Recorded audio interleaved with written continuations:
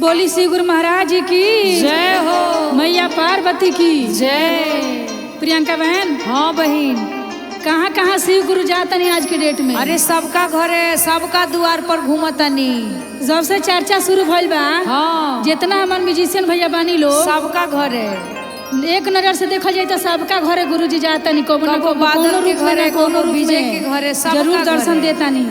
हमारा ही शिष्या बहन लोग बैठल बानी लोग, हाँ, हमारे दीदी काकी चाची भैया लोग हाँ, अनेक रूप में दर्शन देता नहीं भोलेनाथ। हाँ, लेकिन केहू के विश्वास नहीं के होता अन्य विश्वास वालों, हाँ, लेकिन भोलेनाथ के महसूस किया जा सकता है जी जी कि सबके घरे वो जाते हैं। हाँ, जाते हैं। मधु जी भी महसूस करती है, हम लोग भी करते हैं। सब हमारे गुरु बहना लोग करता।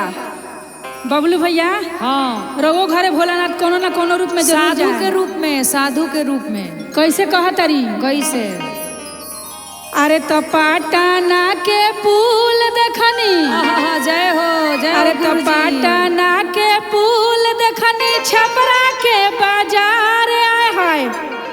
अरे तो छपरा के बाजार, राजू बाबा के दुआरिया देखनी, शिव गुरु ठाड़। राजू बाबा के दुआरिया देखनी, शिव गुरु ठाड़। मधु भैया के दुआरिया देखनी, शिव गुरु ठाड़। पाटना के पुल देखनी, छपरा के बाजार आए हाय। के बाजार, बबलू भैया के दुआरिया देखनी, शिव गुरु ठाड़। भैया भैया के दुआरिया देखनी, शिव गुरु ठाड़।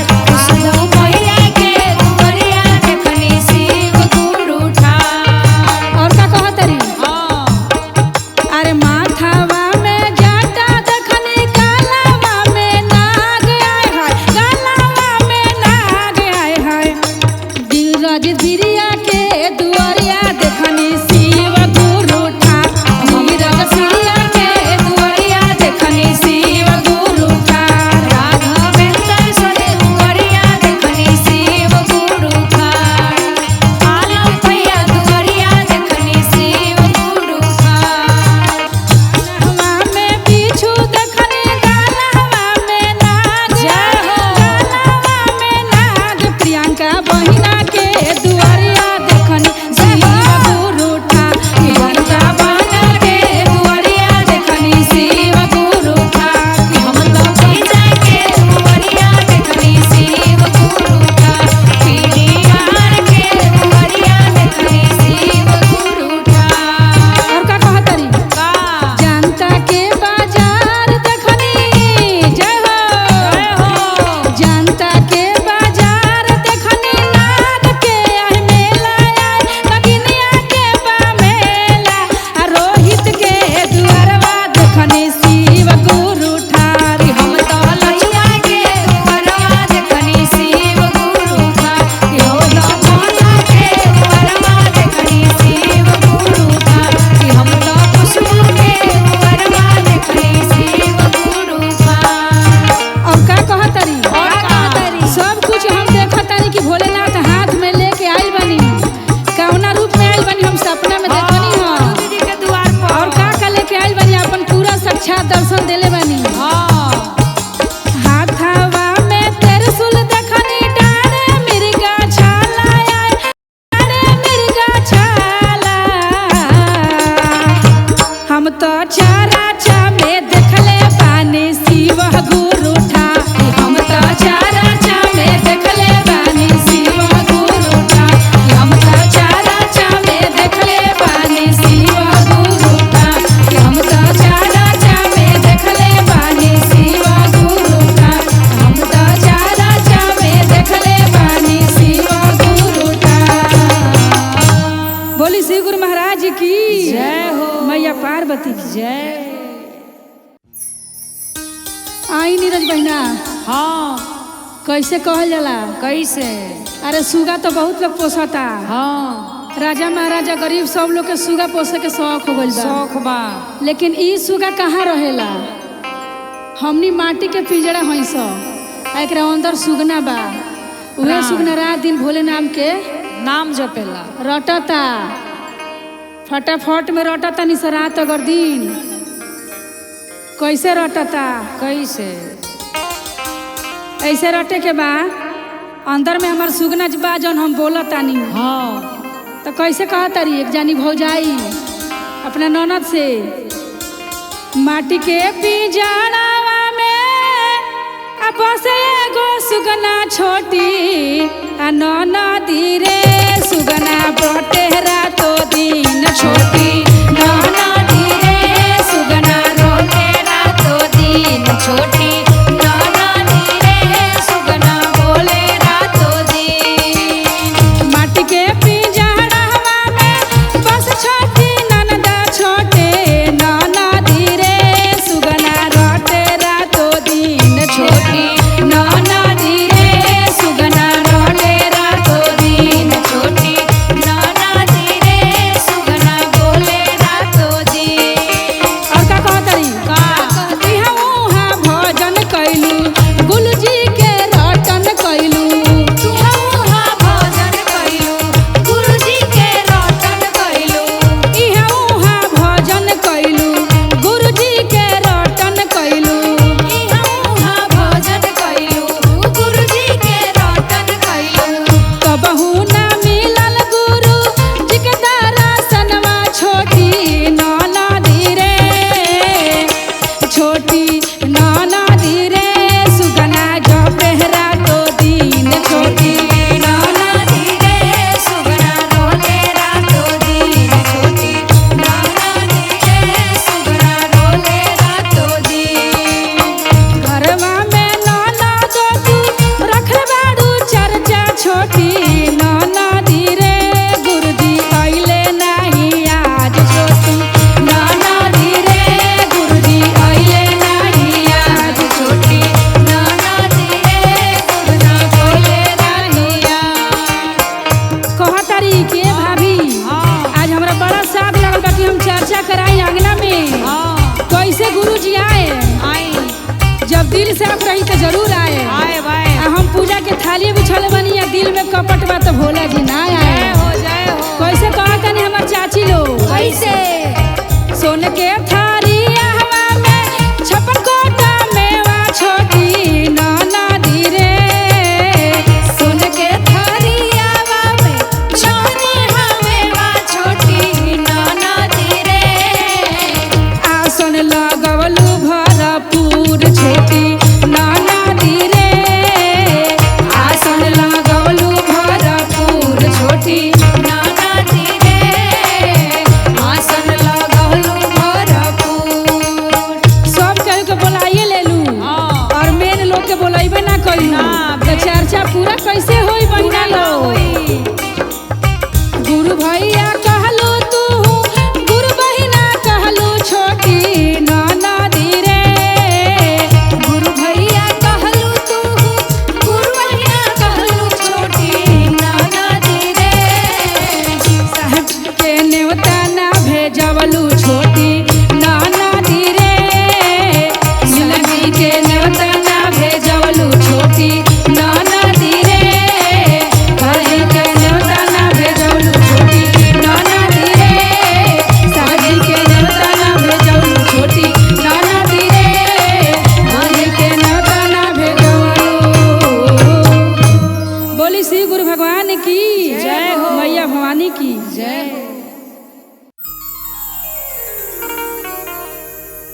बोली श्री गुरु महाराज की जय हो मैया भवानी की।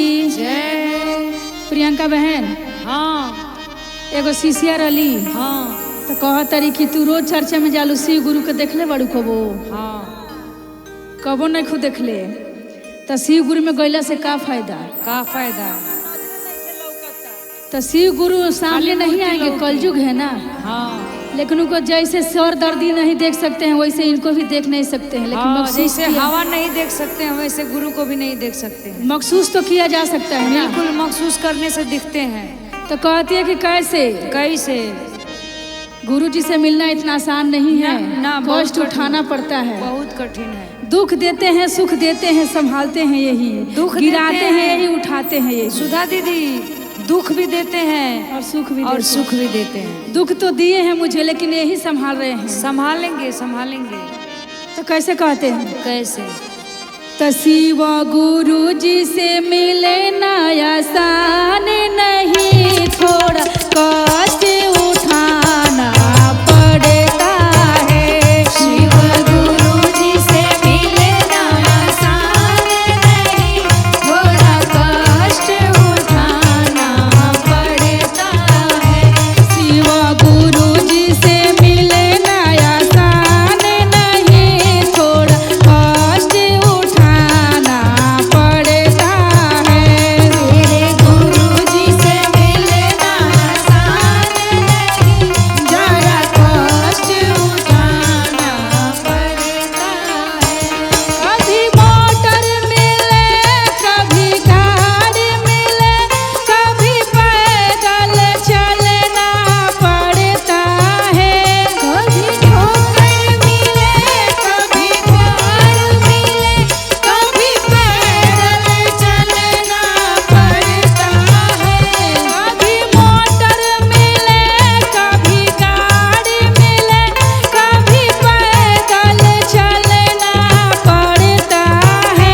शिव गुरु जी से मिले नया आसान नहीं, थोड़ा कष्ट उठाना पड़ता है। शिव गुरु जी से मिले नया आसान नहीं, जरा कष्ट उठाना पड़ता है। शिव गुरु जी से मिले ताली लगाइए बोली सच्चे दरबार की। जरा कष्ट उठाना पड़ता है। और क्या कहते हैं? कभी खाओ, कभी पियो, कभी भूखे भी सो जाओ। कैसे कहते हैं? कैसे? कभी मोटर मिले, कभी खाना मिले, कभी भूखे सोना पड़ता है।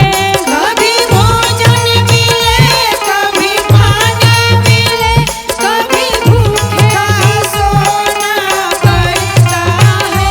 कभी भोजन मिले, कभी पानी मिले, कभी भूखे सोना पड़ता है।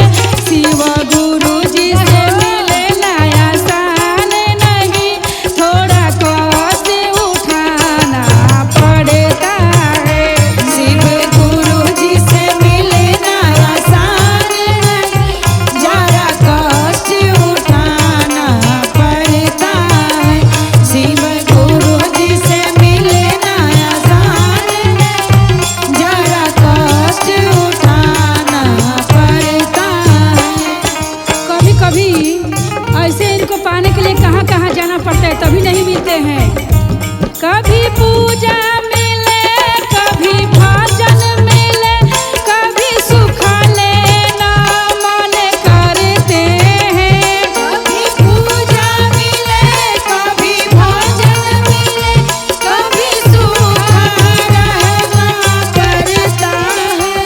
कभी पूजा मिले, कभी मंदिर मिले, कभी सुख लेना मन करते हैं।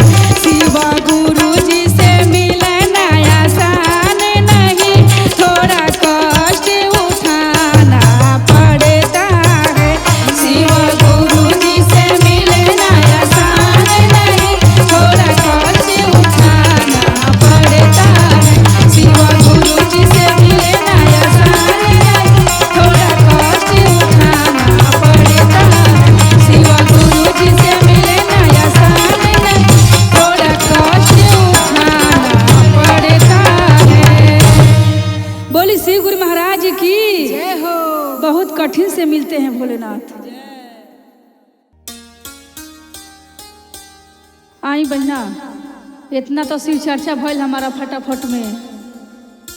जितना दीदी बहना लोग बैठल बानी, तो शिव चर्चा में भी कथा कहल जरूरी होला, क्योंकि शिव गुरु के अभिमान्य कथा है। क्योंकि ये कथा भी बहुत लोग जाला चर्चा में तो सुने के चाहेला कि हम कहीं सीखेम तो कहीं कहेम। वही नती हम एगो चर्चा कहतनी भोलेनाथ पे। एगो गांव में बहुत धनी राजा साहेब रहनी। इतना धनिक रहनी, 5 गो शादी कैले के बाद भी कोनो बाल बच्चा ना रहे। ओहो हो। आ वही गांव में एगो गरीब रहनी। हाँ। बेचारा दिन भर भीख मांगी और रात भर भी भीख मांगी। तो 3 गो लड़का रहेलो तो वो लोग के पोसल पालन करत रहनी भीख मांग के, पढ़ाई लिखाई बेचारा पेट में खियाई, ऐसे ज़्यादा कुछ ना कर पाई, ऐसे कि गरीब रहनी। तो राजा साहेब कहलन कि पूरा गांव में डूगी पिटवा दलो, अपना दूत लोग से कह के पूरा गांव में डूगी पिटवा दलो कि जौना गरीब के बच्चा होई ज्यादा वो एगो हमरा नामे कर दी। ओहो जय हो, रजिस्ट्री करके जय हो जय हो। तो पूरा गांव में खोजाइल तो सबके ठीके ठाक रहे, एके गो गरीब रहलन जेकरा की लड़का सबके खियावे पियावे के कोनो विधि व्यवस्था ना रहे।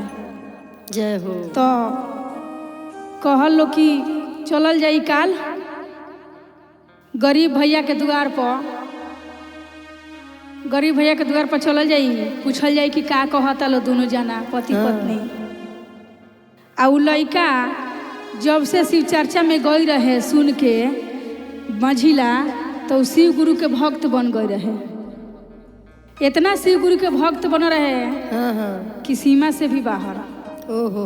लेकिन जे इनकर अच्छा खासा भक्त रहेला ओकरे से ही परीक्षो लेवेलन। सही बात है। पता ना का है, ई हर बड़ी पारंपरिक बा कि जे भी दिल से मानेला इनका कि ओकरे के दुख देवेलन, वो परीक्षा लेवे ले।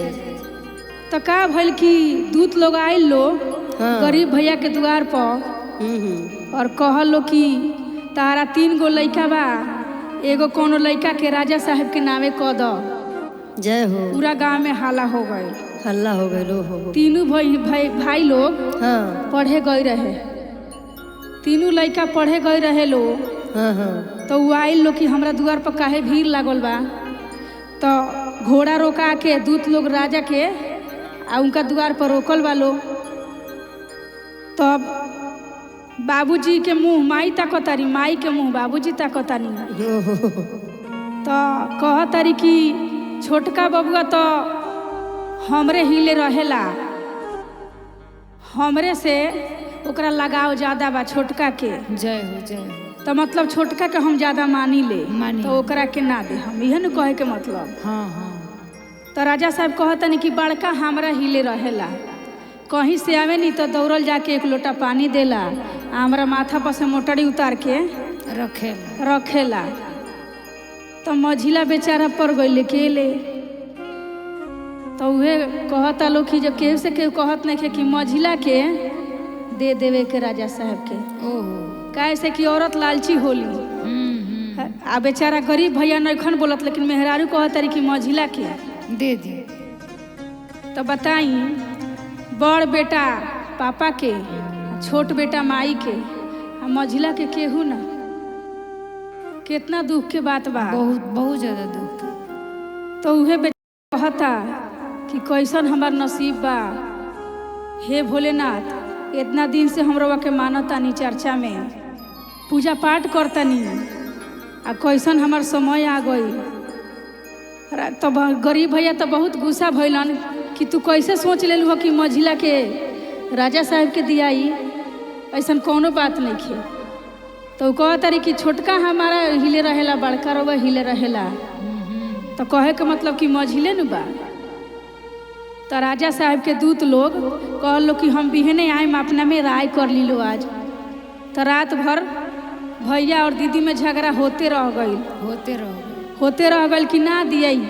भैया कहस कि ना दियई, आ दीदी कहस कि मझिला के दे दे। लेकिन कहलन जे ना।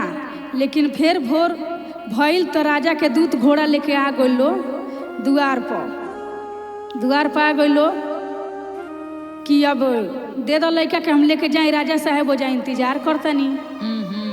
तो मझिला कहता लड़का कि हम हर हाल में ना जाए अपना माई बाप के छोड़ के, आ केहू से केहू नहीं खे बोलत, ना तो ओकर पापा बोलतानी आ ना ओकर माई बोलतानी। लड़का रोता और का कहता, आई भैया कैसे कहता। अरे पापा जी के मनावा कठोर भइले हो, बेचले तनावा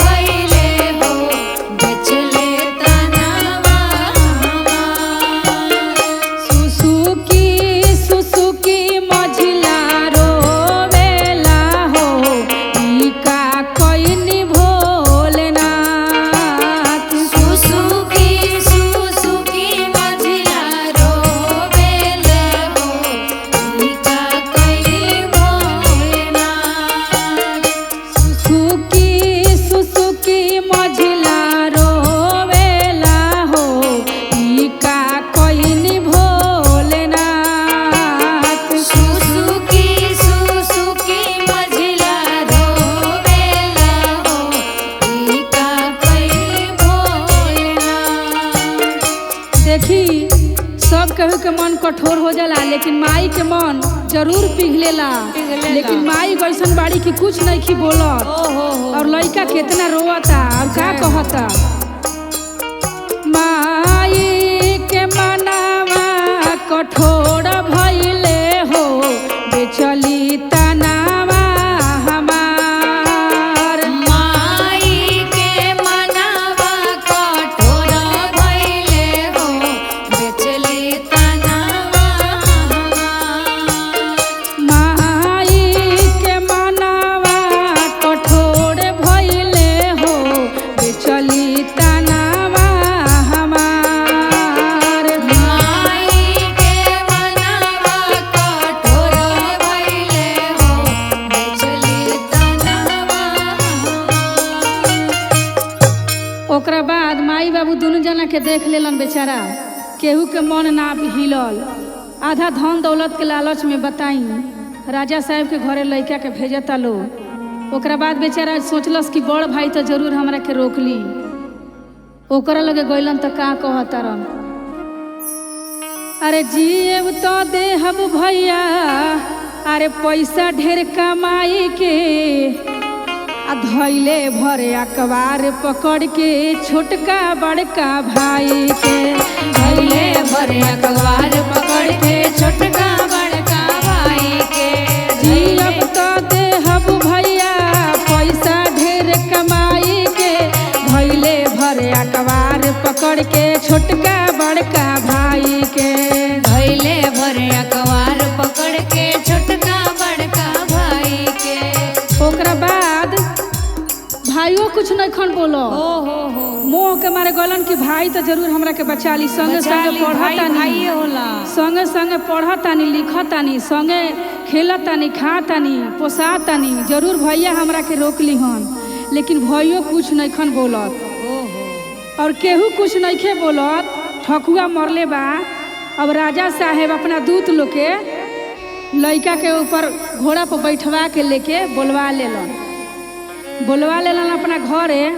तो लड़का के कहतरन कि आज से तुम ही हमारे बेटा हो और हम तुम्हारे पिता हैं और ये तुम्हारी माँ है। तो लड़का बोला था कि ना, एके गो हमार माई बा, एके गो हमार बाप बा। रउआ ना हमार बाप है नहीं, हमार माई है रानी साहिबा। तो राजा साहब कहतरन कि ये लड़का के बहुत गुमान बा, एकरा के काल कोठरी में सीकड़ में बांध के डलवा दो। रहेगा तो मेरा ही नाम से रहेगा लड़का, नहीं तो इसको काल कोठरी में डलवा दो। तो लड़का तो बहुत दुविधा में पड़ल बा। हे भोलेनाथ, रार भक्त होके इतना अभिमानी राजा बा गुमानी कि हते चुकी लड़का के काल कोठरी में डलवा के दोनों हाथ में सीकड़ में बंधवा देलन। आ सारा लोग देखता तमाशा।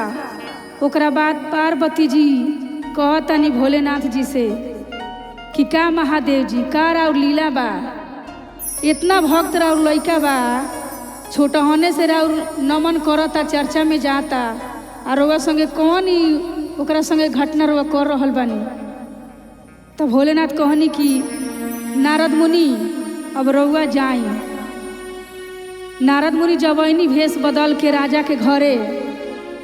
तो राजा साहब से कहतनी नारद मुनि कि राजा साहब अब इतना बड़ राजा होके क्या कर रहे हैं, इसको बलि क्यों देने के लिए बांधे हैं? तो इसको बलि दे देंगे, नहीं तो ये हमारा बेटा बन के रहेगा। बेटा अगर ये नहीं साकार रहा रहने के लिए तो उसको बलि दिवा देंगे, इसलिए काल कोठरी में बंद करके रखे हैं। तो नारद मुनि बोलनी कि राजा हो के रउआ काहे पागल बनल बनी, काहे पागल भइल बनी, गलती ना करे के। और रउआ तो कैसे बलि दे, हम बलि दियाला अच्छा खासा इंसान के। देखी तो एकरा हाथ में से तो खून चुअता, दोनों हाथ बनले बानी, सीकर में ब्लड आवता, आ काटल कुटल हाथ गोड़ के बलि कैसे दे? खोल दी, बलि एकरा के ना दियाई। तो नारद मुनि से कहला राजा साहब कि तब का करी? तो जाई कुछ दूर जंगल में और सपना पूरा हो जाई, जो अधूरा बानी वो पूरा कदम भोलेनाथ। भोलेनाथ कहनी कि अभिमानी राजा के दंड देहल जरूरी बा। एगो छोट लड़का के माई बाप के धन दौलत देवे के लालच में ई हाल खैले बा, काल कोठरी में बंद करके। तो राजा साहब कहलन कि कहाँ बा? तो नारद मुनि कहलन जे कुछ दूर जंगल बा, वही में जाई। एगो लड़का बैठल बा ओकरे के लेके चल आए, एकरा के छोड़ दी, ये अपना माई बाबू के अलावा राउ ना हुई। तो गइल राजा साहब दूत लोग के लेके पीछा पीछा मार घोड़ा लेके चलल आगा आगा राजा साहब गइलन। तो भोलेनाथ जी अपन लीला देखौनी हो जा कि नाथों के महानाथ हैं, तीन त्रिलोकीनाथ। जो भी गलती करेला ओकरा के सजा ही लास्ट में देवे नहीं, आ जे यहाँ के पूजेला ओकरा के परीक्षा लेत रहनी, एनी टाइम लेत रहनी परीक्षा। गुरु बहिना बैठल बानी तो यहाँ लोग से कहतानी जय हो जय हो। कौनो बात ना, बहिना लोग तो हमार सुनते बानी लो। हाँ हाँ। ओकरा बाद गईनी भोलेनाथ के लगे जंगल में।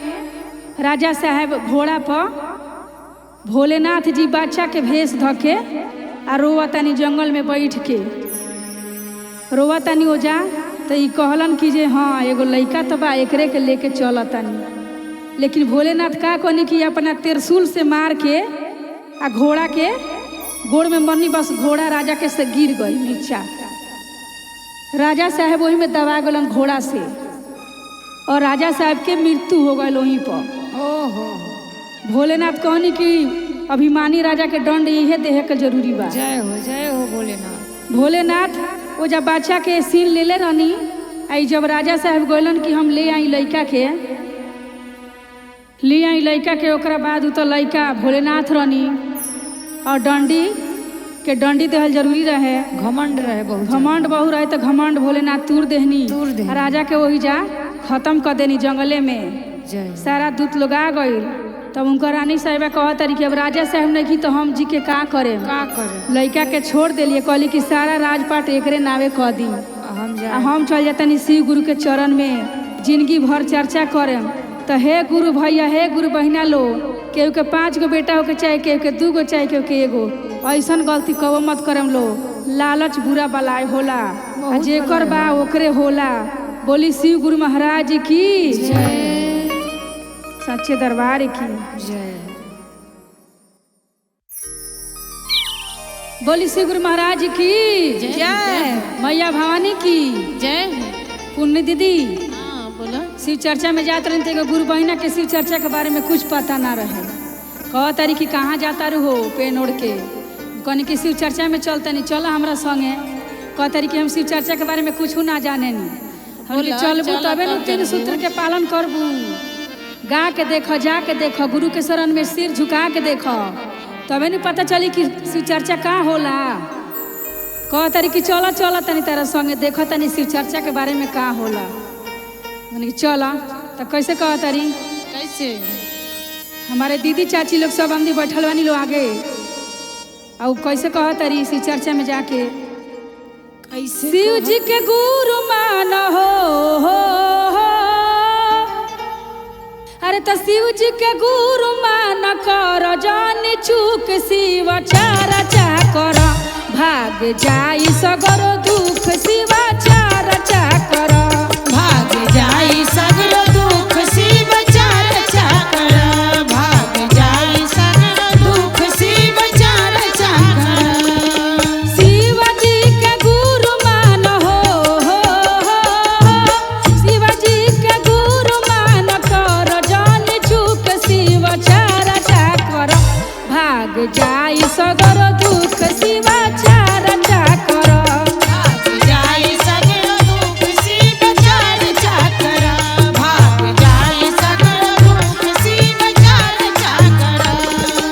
और कहतरी क्या कहता कि दीदी लोग के सामने बैठल वालों समझ ली कि शिव चर्चा में गइला पर का फायदा होला। समझा कैसे कैसे कहतरी, कैसे कैसे गुरु के गुरु शंभु हो, गुरु के गुरु शंभु नाथ दी है सुख शिव चर्चा कर, भाग जाई सगर दुख शिव चर्चा कर, भाग जाई सगर दुख शिव चर्चा कर, भाग जाई सगर दुख शिव चर्चा कर। और का कहतरी, हाथवा में पेढ़िल न बारे दन कंगनवा, शिष्य बन गुरु जी के मान लो कहानवा, हाथवा पे निहार दान के कंगनवा, शिव जी के गुण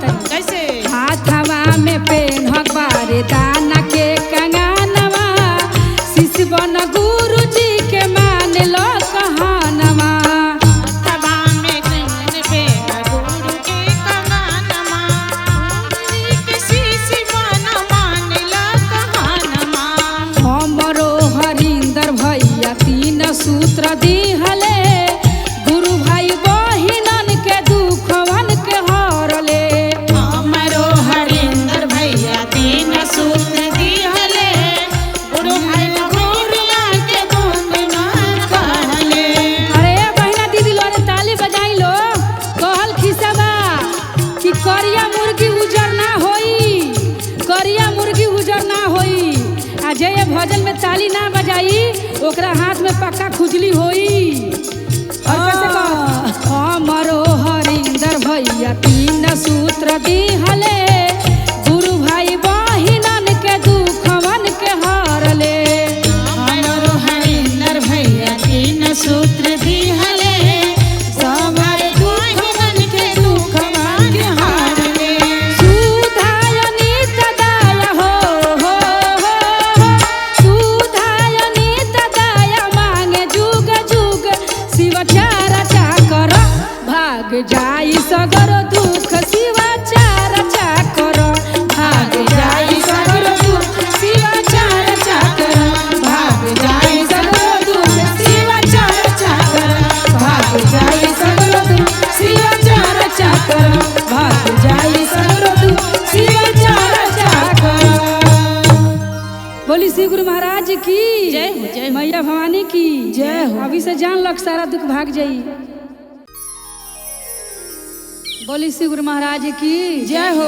मैया पार्वती की जय मुन्नी दीदी हाँ बोलो एगो शिष्या बहुत दुखी में बाड़ी केहू उनका घरे नहीं खे आदमियों नहीं खी देवरो नहीं खी केकरा से दिल के बात कही बहुत तनाव बा गुरु जी से कही और के गुरुए जी नहीं बानी दोसर के बा वहाँ के अलावा तो कैसे कहतरी हमरे जैसे दुखी बाड़ी कहूँ तो दुखिए बानी ना तो कैसे कहतरी कैसे अरे तो के कारा से कहीं दिल के बतिया हो घर में भइल बाय फतिया कारा से कही दिल के बतिया घर में भइल फतिया के कारा से कही दिल के बतिया घर में भइल फतिया भइल बाय फतिया घर में भइल बाय फतिया भइल माया खतिया घर में भइल माया खतिया अरे के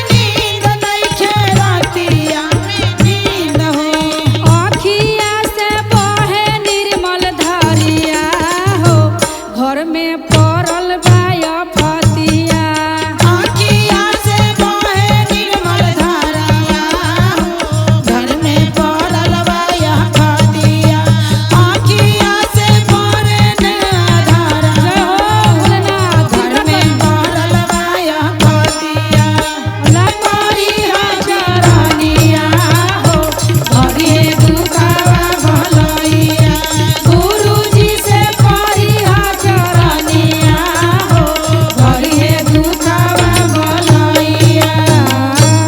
बोली श्री गुरु भगवान की जय हो। भैया भवानी की जय। कार्तिक गणेश की हरेंद्र भैया लीलन दीदी की जय हो। बाबा जरूर दुख हरनी। बोली श्री गुरु महाराज की जय हो। भैया भवानी की जय। बहना लोग हाँ बहिना चले के बड़ा अच्छा लागेला बोलबम के गाँव बहुत में। बहुत और सावन के दिन पावन आइले बा आइल बा जय हो ले लेके चले के भोला जी के नगरी बड़ा मन लागला ओने का हाँ हाँ बहुत अच्छा मन लागेला। मन लागेला बहुत मन कैसे कहा तारीख जानी कैसे बड़ा निक लागेला भोला जी के गाँव में बड़ा निक लागेला भोला जी के गाँव में बड़ा निक लागे हमरा भोला जी के गाँव में बड़ा निक लागे हमरा भोला जी के गाँव में हरेल मनवा देखी हो हरेल मनवा देखी जय हो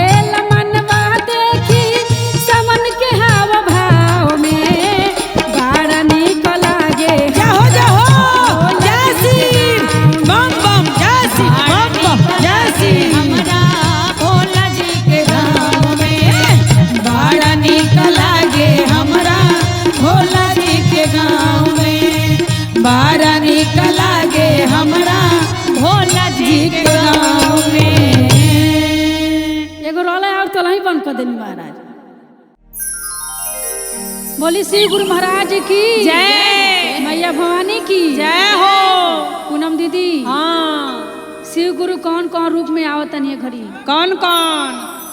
जैसन जैसन समय बदलल, जैसे जैसे भोला जी रूप बदल के आईनी कैसे ये धरती पर। हाँ, अब की आइल बानी कलयुग में हाँ, गुरु बन के, शिव गुरु बन के। तो कैसे कैसे कहतनी? कैसे? अरे बदलल बाजू गावा जमानावा, जय हो। भोला जी गुरु बन के आइले।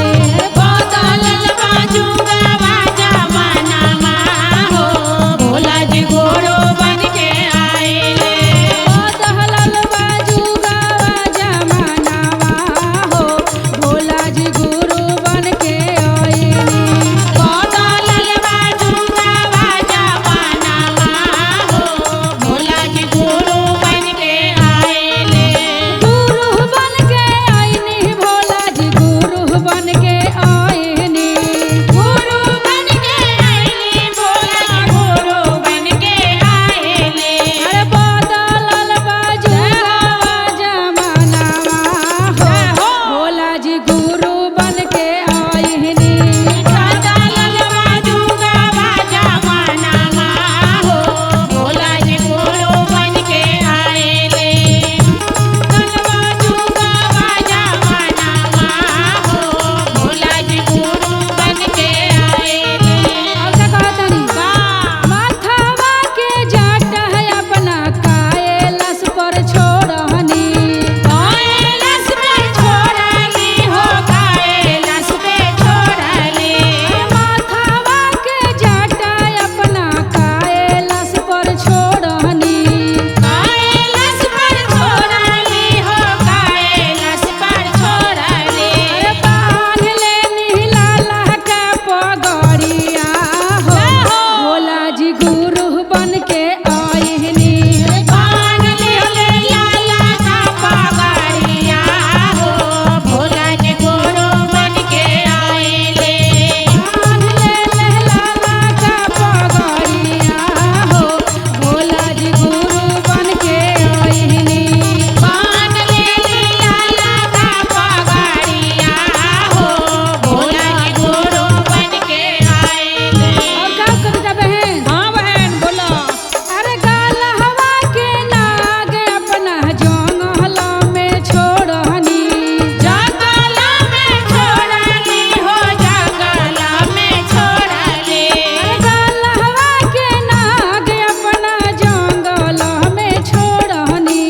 जंगला में छोड़ली हो, जंगला में छोड़ली। अरे पेड़ लेनी रुद्राक्ष के मालावा हो, भोला जी गुरु बन के आइनी।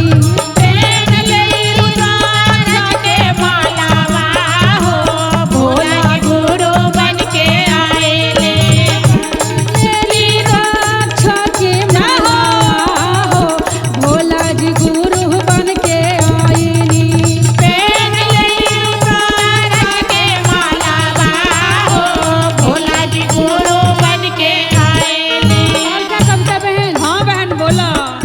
सब जैसे चेंज कर ले बानी भोलेनाथ। हाँ चेंज कर देले बानी। असली रूप एकदम खत्म बा। खत्म बा। और कैसे कहतनी? एकदम साक्षात आइल बानी। अरे कमहरा के मिर्गा है अपना मंदिर में छोड़हनी। मंदिर में छोड़ली हो, मंदिर में छोड़ली। अरे कमहरा के मिर्गा है अपना मंदिर में छोड़हनी। मंदिर में छोड़ली हो, मंदिर में छोड़ली। अरे पेड़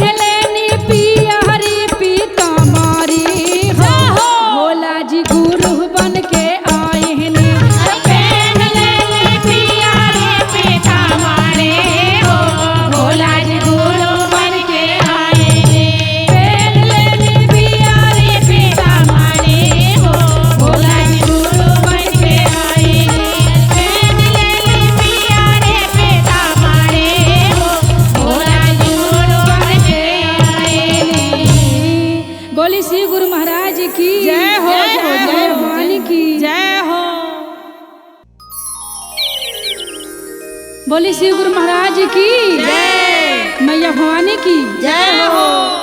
कविता बहन, हाँ बहन, जो गुरु जी के महिमा में जाएगा वही उनका महिमा जानेगा। हाँ बिल्कुल। जो उनका गुणगान करेगा, जो उनका चर्चा करेगा, हाँ। नमन करेगा, उसी को समझ है कि ये कितने दयालु हैं, कितने दयालु और कितने पल पल में दया करते हैं। हाँ। तो कैसे कहते हैं? कैसे? जो गुरु के शरणों में गया नहीं, वो गुरु के महिमा क्या जाने। जो गुरु शरण में गया नहीं, वो गुरु की महिमा क्या जाने। जो गुरु के चरणों में गया ही नहीं, वो गुरु के महिमा क्या जाने। गुरु चरण में गया नहीं, वो गुरु की महिमा क्या जाने। और कैसे कहते हैं? कैसे? वो तो गंगा गया, वो तो जमुना गया, वो तो गंगा गया, वो तो जमुना गया। वो तो गंगा गया, वो तो जमुना गया, वो तो गंगा गया, वो तो जमुना गया। और मलमल के ओया स्नान किया, शरण में गया नहीं। शरण स्नान किया, वो गुरु शरण में गया जाने। तन धोया नहीं, मन धोया नहीं, ओ भोग लगाना क्या जाने। तन धोया मगर मन धोया नहीं, वो भोग लगाना क्या जाने। तन धोया नहीं, मन धोया नहीं, ओ भोग लगाना क्या जाने। तन धोया मगर मन धोया नहीं, वो भोग लगाना क्या जाने। और कैसे कहते हैं? कैसे? वो तो मंदिर गया, पूजा पाठ किया, वो तो मंदिर गया, पूजा पाठ किया। वो तो मंदिर गया, पूजा पाठ किया, वो तो मंदिर गया, पूजा पाठ किया। और घंटा बजा उसने भी दिया। जय हो। जो गुरु शरण में गया नहीं, जो गुरु शरण में गया नहीं, वो गुरु की महिमा क्या जाने। और कैसे कहते हैं? हाँ। वो तो मन के अंधियारा मिटाया नहीं, तो दीप जलाना क्या जाने। दिल का अंधियारा मिटाया नहीं, वो दीप जलाना क्या जाने। मंदिर के अंधियारा मिटाया नहीं, जय हो। वो दीप जलाना क्या जाने। मन का अंधियारा मिटाया नहीं, वो दीप जलाना क्या जाने। कविता बहन, हाँ। चर्चा में जाने से और चर्चा कराने से नहीं होता है। जय हो, जय हो। कैसे होता है? गुरु के शरण में मन दिल से पूजा पाठ कैसे? करें। कैसे? कैसे कहते हैं? कैसे? वो तो चर्चा कराया, वो तो न्योता भेजाया, वो तो चर्चा कराया, वो तो न्योता भेजाया। वो तो चर्चा कराया, वो तो न्योता भेजाया। वो तो चर्चा कराया, वो तो न्योता भेजाया। साहेब दीदी के न्योता भेजाया नहीं, जय हो। तो तीन सुतरवा क्या जाने। साहेब दीदी को न्योता भेजाया नहीं, वो तीन सुतर को क्या जाने। साहेब दीदी के न्योता भेजाया नहीं, तो तीन सुतरवा क्या जाने। साहेब दीदी के न्योता भेजाया नहीं, वो तीन सुतरवा क्या जाने। साहेब दीदी के न्योता भेजाया नहीं, वो तीन सुतरवा क्या जाने। बोली श्री गुरु भगवान की जय हो, जय हो। मैया भवानी की जय।